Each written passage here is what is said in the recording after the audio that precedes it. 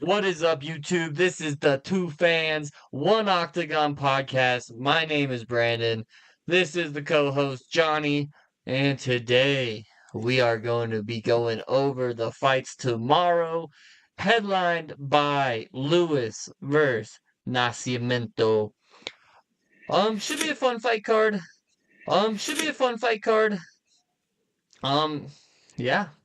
We'll start from the very first fight of the night to the main event. With that being said, we are sorry it's been postponed. We both had some stuff going on. I have a new job that I've been training for and stuff, so I apologize for the inconvenience, but we are back now.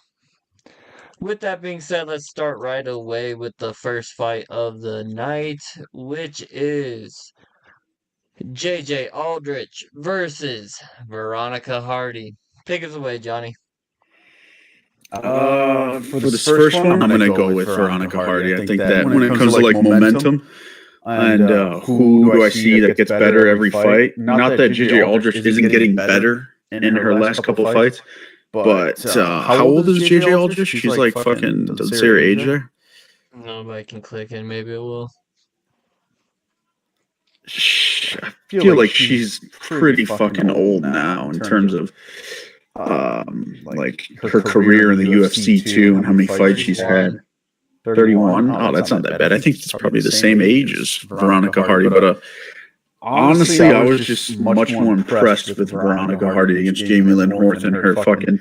She's just in and out, straight punches, fast, and her grappling, especially grappling a bigger girl, and Jamie Lynn Horth was pretty fucking good. And I'm not gonna sweat when she is in grappling exchanges with JJ Aldrich, and I think she should just do way more damage. I'm going Veronica Hardy. I'm right there with you. I think Veronica Hardy takes an immense amount of pride of learning from her fights and then improving to the next one. She's been getting a lot better in every fight, so I'm curious to see how she looks this fight, but I don't think JJ Aldrich is too much of a puzzle for Veronica to not solve, to solve. Jeez Louise, having a stroke. But yeah, I have Veronica Hardy as well. Moving on, we have Jake Hadley and Charles Johnson. Mm-hmm. Oh man, I've had very good luck recently betting against Charles Johnson. Other than the last fight, Charles Johnson's the lock of the week from my boy Jacob, Freckled Salamander. that's bold. I don't care who he's fighting. I don't know if he'd ever be my pick of the night. Just throwing that one out there. What do we have here? So we have a submission specialist in Hadley, I see. Give me Hadley. I don't know much about him. But I do know Charles Johnson, and he is very electric the first round usually, and then kind of starts to falter. And then, yeah, I think Hadley can withstand the first round. Give me Hadley. Sorry to your boy. Yeah, I'm picking Hadley as well. I'm not impressed by Charles Johnson. I know that he won his last fight against Azat Maxim, but dude, that dude looked like shit. Other than dropping him in the first round, his punches like did no damage to Charles Johnson, and his grappling didn't look anywhere near as good as his first fight against Tyson Nam. I think that Hadley also didn't look very good against Cody Durden, but I like Hadley's. He's more dangerous. It's a tougher matchup than Maxim, though. Yeah, I think so. Everybody was on Maxim, but I think Hadley definitely can catch him in a guillotine or some sort of choke, and if not, do damage enough to where he could, I don't know, get in the pocket, throw some body shots, take him down, and hopefully get a sub. I think Hadley is live for a fucking finish in this fight. Me too. Give me submission. All right, moving on. Welterweight bout. Billy Ray Goff, not to be confused with Billy Ray Cyrus, versus Trey Waters. Take us away, Johnny. again, I hear a lot of people on the Billy Ray Goff side because he's just a fucking junkyard dog, will get hit, fucking get hurt, come back, get in the pocket, throw body shots, go up top, grapple. But for me, I just think Trey Waters is nasty when it comes to just keeping distance, staying behind his jab. The dude's like 6'5". Yeah, 6'5". That's why I'm picking him. He's just so much bigger. That's such a fucking advantage. My God. 5'10" to 6'5". That's 7 inches, dog. Good luck getting on the inside. And ask Josh Quinlan how that went, trying to get on the inside of this dude. And I kind of like Quinlan, too. I think Billy can get in the pocket with him, but, I mean, he's gonna have to make it dirty the whole fight, in my opinion.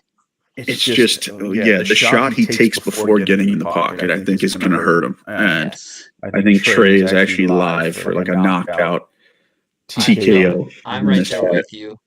I honestly have nothing to add on this one. You took exactly my thought process into this one.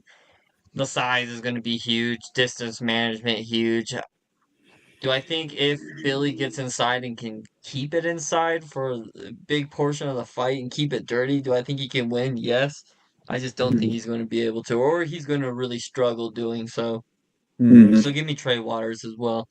Moving on, women's strawweight bout, we have Tabitha Ricci versus Tessia Pennington. Pennington, new last Tisha. Yeah, sorry, Tisha. It's been a while, okay? Tabitha Ricci. And then Tisha Pennington. Pennington, her wife is it bantamweight champion, I believe? I don't fucking know the weight class, but yeah, it's Raquel Pennington. I'm just going to call her Tisha Torres. That's where I was going. So you guys would probably recognize Tisha Torres more, but just got married, so new last name. With that being said, it doesn't matter. Give me Tabitha Ricci. I think Tisha is good for the women. I think she's on a little bit of a slid. Not really, I guess. She just lost to Dern, which in a split decision, which she just had a baby. Yeah. Oh, babies, maybe mama power. With that being said, she only has 2 finishes in her 13 wins. I just don't trust her against Tabitha Ricci. I think Ricci's really good. Let's see. She did just lose to Godinez, though. Godinez is good. I think Godinez would also beat Tisha, so I'm not going to hold that too much against her. I think Tabitha Ricci give me a second round TKO stoppage. I personally think Tisha Torres is way better than Tabitha Ricci, but it's the having a kid and not fighting. I think she last fought a year and a half ago? It's been a while. I'll look it up exactly. Against Mackenzie Dern. It's been a while. April 9th, 2022. Yeah. 2 years. That's crazy. And just having a kid tweaks me out. How the fuck do you recover? How good can you possibly be after having a kid? And I'm gonna go with Tisha Torres because I think she is a better fighter in the stand-up, more volume, way better punching. She can handle in the grappling, get back up. I'm gonna go with Tisha Torres Pennington. All right, our first non-similar pick. I like it. Little rivalry going. All right, moving on, Johnny. Ooh, I forgot Terrence was on this card. That's awesome. Terrence McKinney versus Esteban Ribovics. What you got, Johnny? To be honest, I have not seen. I need to do my tape on Esteban Ribovic. Do you want me to show you who he's fought last? I'm sure I watched it, but I just don't remember. And I think that he did fight what's it called? Radzhabov, which that dude got. Telling me if he won or not. That dude got. I think he lost by unanimous decision. I think so too, but I can't see for sure. I think that's Terrence, man. Terrence. Kind of chinny. It's pretty much you're just betting Terrence in the first 2 rounds or bust. Then Esteban's going to finish him. I'm going to go with Ribovich. I can't trust Terrence. I'm not going to trust him anymore. Like, this dude just gasses out in the first round, and I can't trust him to. So I can't trust him. To piggyback on that, I am letting my emotions affect my pick this time, and I am going Terrence. Give me that first, second round finish. He needs it, man. He needs it. I think he can take down Ribovich. He can take him down and sub him, but if you don't sub him, this dude's done. He's gassed. No, I agree completely. He's gonna get his ass whooped. Yeah, I agree. I just am really hoping that he can finish this one. Mm-hmm. I like Terrence. All right, moving. Ooh, this is a good fight as well. This is probably my favorite fight on the card. Yeah, no, 100%.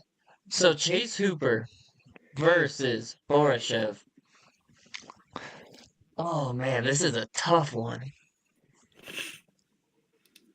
So Chase Hooper, definitely good on the ground, but he's been getting much better on his stand-up. Yeah, he moved up in the weight. Fights we've seen. Borashev is a monster, and he hits hard. He hits real hard. He touches you, fuck, you're going down. Yeah, no, for sure. He lost to Davis, but Davis is so good. It's all grappling when he loses. It's all wrestling, but he's been with Team Alpha Male and getting better on the stand-up and the takedown defense. Okay, so I'm going to start, or not start, because I kind of already said what these guys are good at. Hooper does have 2 inches on him.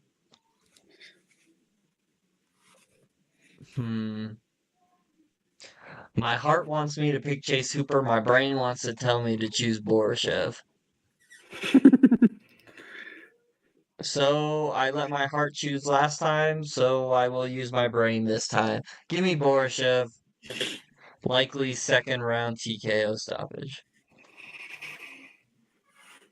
I'm going to agree with you. Is there a world where Chase like closes the distance, doesn't get hit, grabs him, and maybe trips him and takes him down? For sure. Yes. And that world absolutely fucking terrifies me because I think that he, just in the Jordan Levitt fight, his last fight, like he showed how good he was in the transitions, how fast he was to, snatch that rear naked choke. Like this dude is. Jordan Levitt fight's one of the only reasons I'm really considering Hooper in this one, honestly. Right, he looked more filled out. He looks like he's throwing harder and fucking. He looks good. But I'm going with Slava Claus because, dude, the moment he touches Chase Hooper, you're fucked. Yeah, he's not going to be, grappling like that. And you try to fucking do a leg fucking lock or anything stupid, Slava's going to hit you in the face. And the damage he will inflict is going to concuss the fuck out of Hooper. I think Slava Claus gets him out with, like, the first exchange, honestly. All right. We are kind of in agreement. We chose the same guy. This is a boy, and Slava Claus is a fucking man. Moving on to the first fight of the main card. We have a heavyweight bout. Waldo Cortez Acosta versus Robles de Spain. Johnny, you want this? Is this you or me? I think it's you. Go ahead. Yeah, it's me. Honestly, bro, I feel like this one's like, don't think too hard about it. I think Waldo's Cortez Acosta is awful. All he does is throw like that fucking, because he was a baseball player, a fucking like pitcher's overhand right. It's predictable. I don't think he takes anybody down. Can he grapple? Maybe a little bit, but it's shit. And I think Robles, bro, I watched all of his fucking fights and all his highlights. So big. Dude, the angles that he can fucking use and his length and his speed, like he's gonna touch up Cortez Acosta. Is his fucking chin gonna hold up? I have no doubt that he's gonna get TKO'd in the first round. or Yeah, overwhelmed. with that being said, I just won't add anything. I will just agree because although I think Waldo Cortez Acosta is a little bit better than you're giving him credit for, I think Robelis Despain is at the age where he knows what he needs to do. He has so much training, and he's just such a massive human being that I think he's so hard to get to. Yeah, give me Robelis Despain, probably first round knockout. Hopefully it lasts more than 30 seconds this time, but wouldn't be surprised if it doesn't. Moving on. Alex Caceres versus Sean Woodson. So I think Alex Caceres is pretty good. I think he gets away with a lot of bad tendencies, is the way I will put it, I guess. Um, I think Sean Woodson at this weight class is really good, though. I do think he kind of slowed down in his last fight towards the end, but this is still only going to be a 3 round fight. I think Alex Caceres is going to miss some sort of.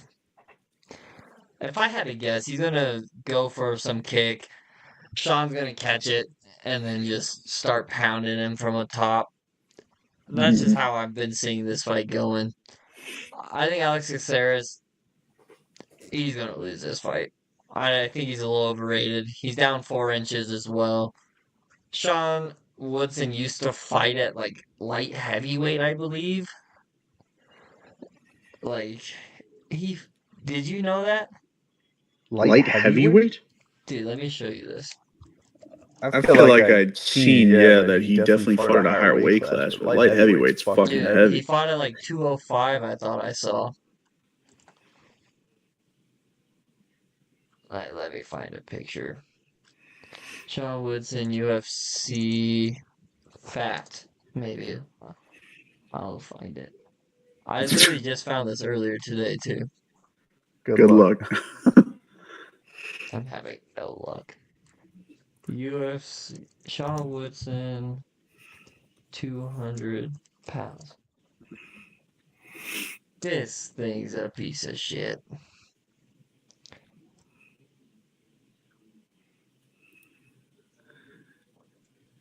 I feel like I know what you're talking about. I feel like I saw a picture before, like a MMA news article or something like that. It literally was on my fucking on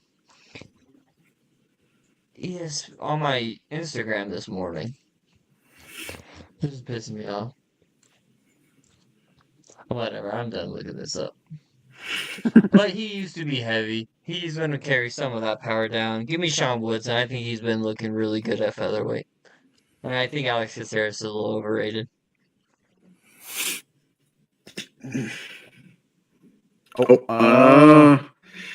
Dude, I'm gonna agree with you. I bet fucking heavy on Charles Jourdain because I thought Sean Woodson was chinny. I thought he wasn't that good. I thought that Jourdain would be able to get into the pocket. He didn't do any of those things. His wrestling was pathetic. Yeah. And I feel like Caceres is literally the same exact thing as Jordan, just slightly more awkward, a little bit more dynamic with maybe his kicks, but I don't. I think his wrestling's not there, and his fucking striking is not enough to hurt Woodson. I think Woodson should be able to keep him at range and piece him up a little bit to a fucking unanimous decision.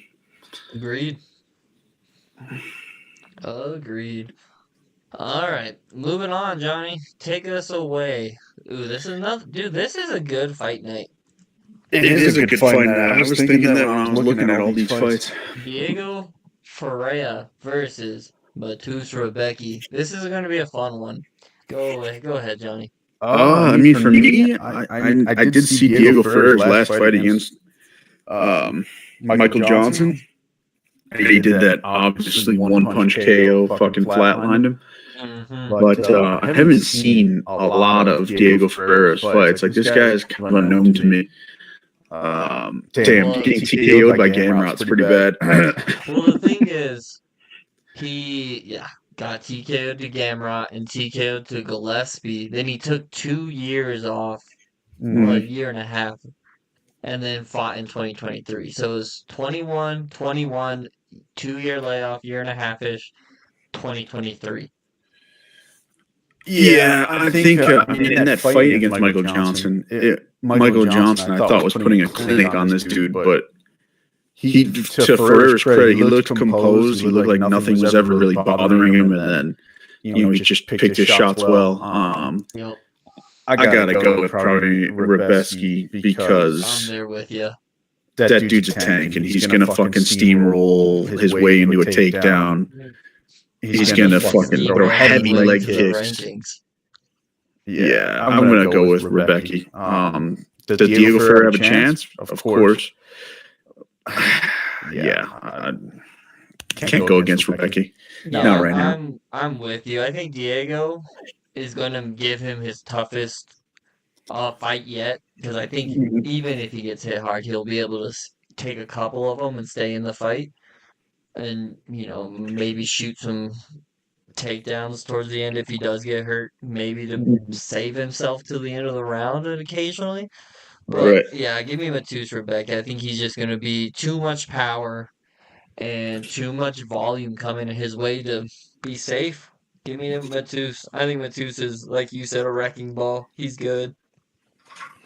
All right, co-main event. No, sorry. I said the third fight. There's 2 more fights after this one. This is not the co-main. But light heavyweight bout, we have Alonzo Minifield versus Carlos Olberg. So, Alonzo Minifield against Dustin Jacoby was getting pieced up. But in 2 of the 3 rounds, he was able to knock him down, which won him the fight. So he definitely has the power. In terms of like skill, striking, output, and some of that stuff, I don't think he's quite to the level of some of these top guys. Also, Carlos does have 4 inches on him, which is a big deal. He hits hard. I think he's a little cleaner. Do I think Alonzo Minifield could definitely catch him? I do. Because he caught Jacoby for Pete's sake twice in 3 of the rounds after he was getting pieced up and won it. So he definitely has the power to equalize any fight. But I'm leaning towards Carlos Olberg just because I think he hits hard as well, and I think he's going to be a little bit cleaner and better at keeping the distance management with that 4 inches on top of it. So I'm leaning towards Carlos Olberg in this one. What about you, Johnny? Yeah, this one I thought about a lot, and I'm actually going to go with Alonzo Menifield as like an underdog. Okay. Yeah, I think that because he can mix in the grappling, he does get a little tired himself, but I think that Carlos Ulberg, I think that there's still a huge question mark on this dude's grappling and this dude's gas tank. And I think that if you could get in close and even hold him up against a cage, get his arms fucking filled with blood, pumping a little bit, I don't know why, but I just got this feeling that this dude is going to fold, and he might fold fast the moment he gets hit real quick. That's a good shot. And I think Menifield, like we've seen this dude get hit by Jacoby, get hit by, Jimmy Crude's not that good, but he also got hit by him pretty good. I just trust Menifield to be more dog in there. And Olberg could knock him the fuck out because I think Olberg is a way better striker, but I got to go with the dog.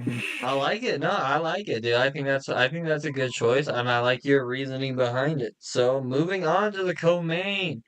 Oh fuck, Johnny, this is you, big boy. Joaquin Buckley, Nursultan, Ruzi, Boev. I do not understand how this guy makes weight. I really do not. I don't either. He's 6'5", dude. Honestly, I know that I was like pissed off too because I bet on Luque the last fight. And we had a little spat between us where you said Buckley looked good, and I said no, it was just fucking Luque looking really bad. I said that it was a mixture of both, but you have to give Buckley a little bit of credit as well. Yeah, I like Buckley, but again, I just don't think this dude is that. Like, he'll beat all the non-ranked dudes, the bottom beaters, but put him against a ranked dude, like we've seen him with Chris Curtis, 7 flatline. inches for the reach. 7 inches. This dude's 6'5". I know that a lot of his fights, Sultan lost when he went down in weight, but I mean, dude, this guy's got so much experience, so many finishes in the first and second round, and I think that you're gonna like my reasoning for my pick on this one. I guarantee it.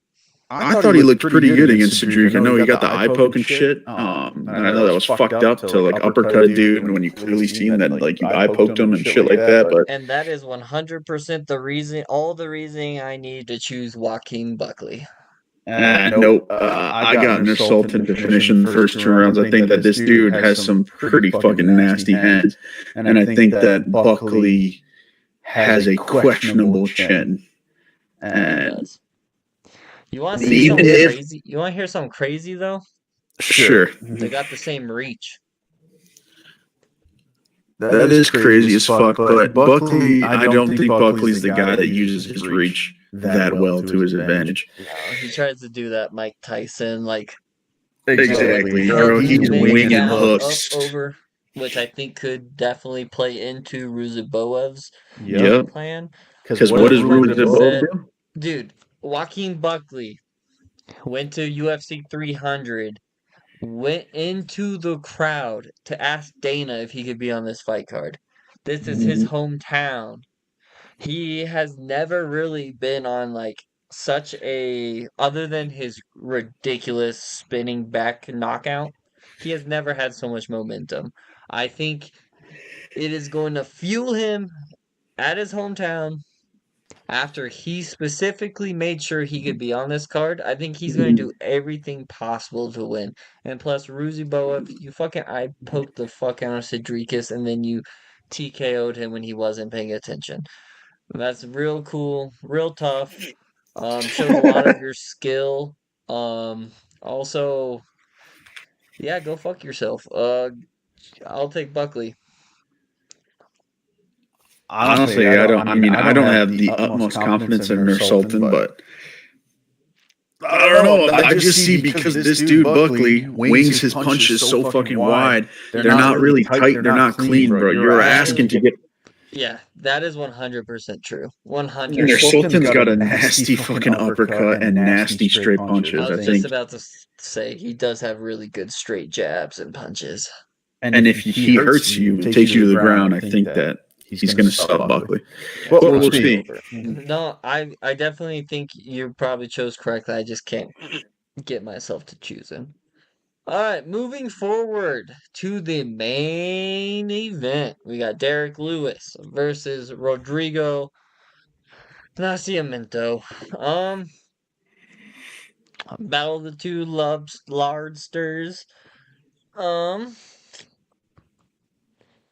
I think Nascimento's actually okay.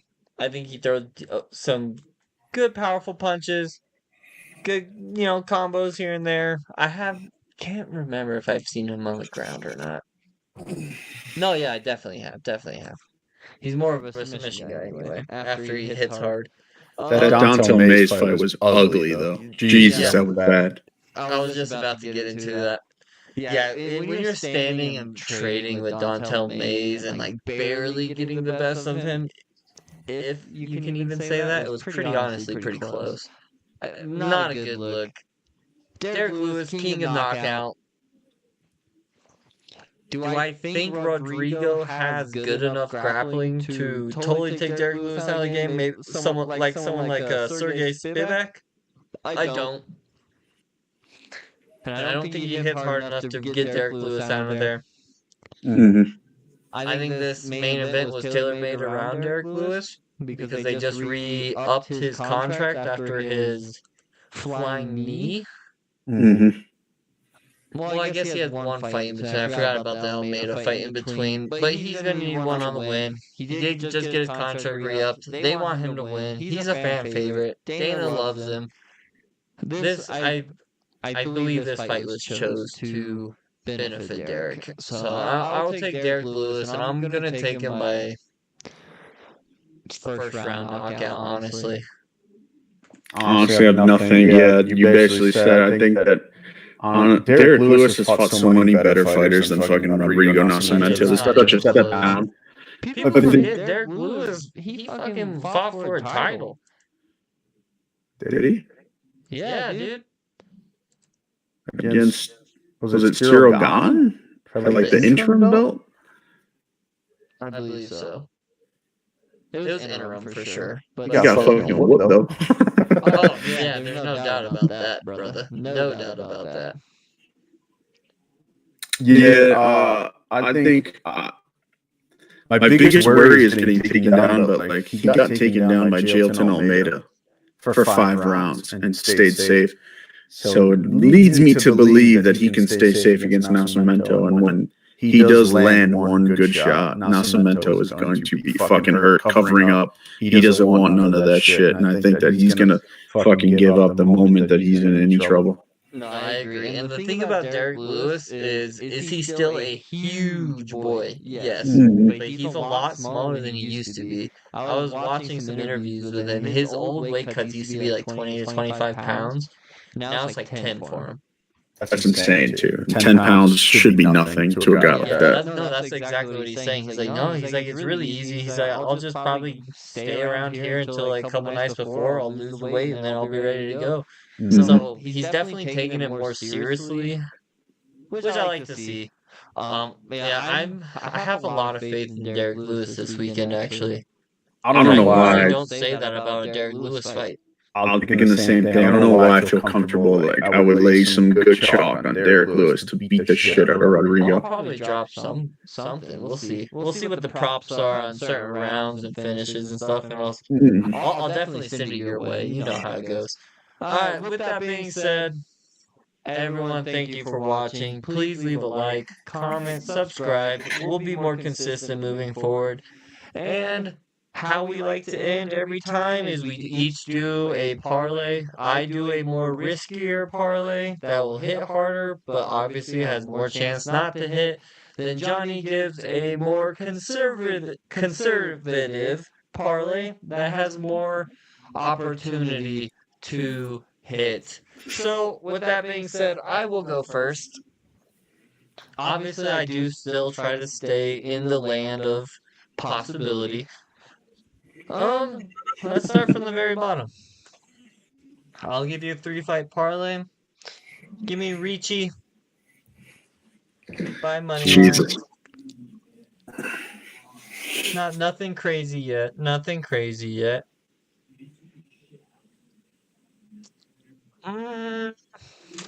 What do I like here? I want something that'll hit you guys as well as. Give me a Buckley finish. Yeah, I mean, probably. If he gets him later round. If he's going to win, it's going to be a finish, right? I think, screw it. Let's do Derek Lewis first round KO. That's mine. Don't know what that will make, but I know it'll hit you guys. It'll treat you guys well if it hits. Johnny, let's see it. 3-fight parlay. I actually have this bet in my DraftKings. I have Slava Claus to knock out Chase Hooper. Okay. So on the safe side, because the odds aren't different at all, just to be on the safe side, I also did it's double chance, sub or TKO. Okay. At minus 105, and then I took Veronica Hardy, just money line. Okay, I like that as well. And then I also, my last anchor, which is risky as fuck, but I believe in Sultan Ruzaboev is going to finish Buckley in the first or second round. All right, so with that being said, if you want to bet on our parlays, I probably wouldn't bet on both of them, saying we have different fighters in them winning. But I hope you guys enjoyed watching. Please leave a comment. Tell us who you think is going to win the main event.